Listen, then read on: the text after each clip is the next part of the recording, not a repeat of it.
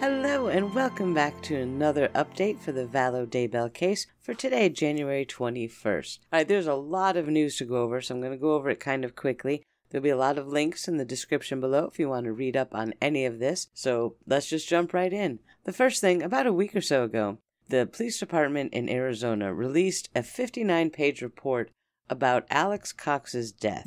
And it's very interesting to read. It's very heavily redacted, so there's information that's missing that we can't see yet, but I suggest that you read the whole thing if you really want to know more about what happened the day that Alex died. There are statements by Zulema Pastenes, who we know was Alex's wife, even though it was for only about 2 weeks. There are statements from her daughter, Kara, and her son, Joseph, about when Alex was found, about the nature of their mother's relationship. All of that information is in there.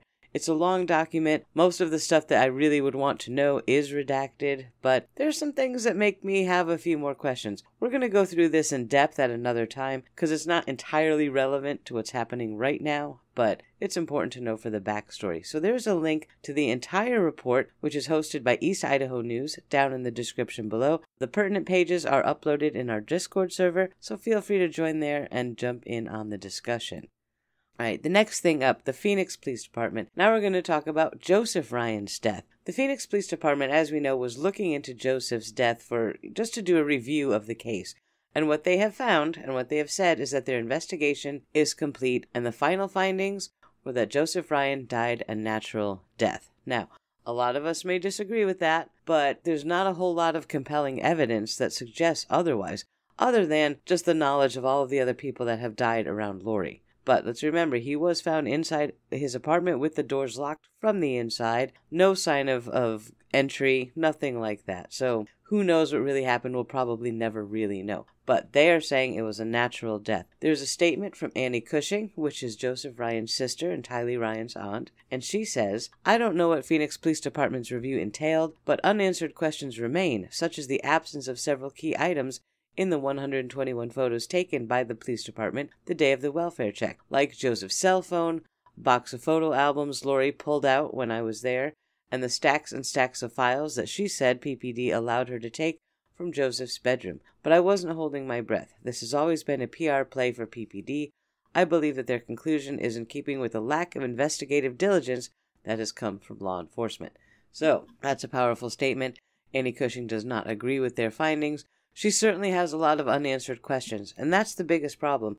I was hoping that this review would answer those questions one way or another, but they didn't. They just said, yeah, we're sticking with our initial theory, and that's that. So take that however you will. Now, moving on, there's some hearing dates and stuff happening with the Lori and Chad case. The first thing that we have coming up on the 17th of February is the motion to compel hearing. This is going to be via Zoom with Judge Boyce. If it's broadcast, I will bring it to you live, of course, so mark down that date and hit the subscription bell below so you won't miss it if I go live. Now, there's nothing in this document, in this hearing right here, in this document, that tells what this motion to compel is all about. The actual motion to compel is not uploaded to the courthouse yet, but I'm going to guess that this is going to be a discovery issue.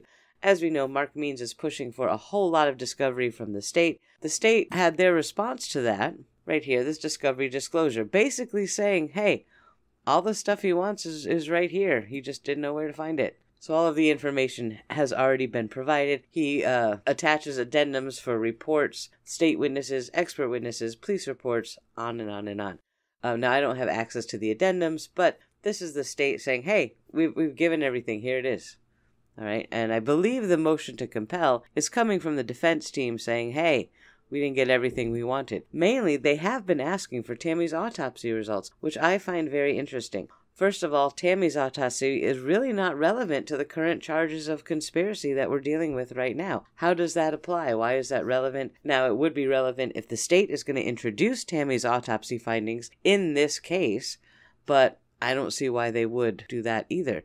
Remember, the charges that we're dealing with right now are the conspiracy to conceal or destroy evidence, as well as the 2 additional charges for Chad for actually concealing and destroying evidence. So, how does Tammy's autopsy fit into that? I'm not sure. We're going to have to wait till the hearing and find out.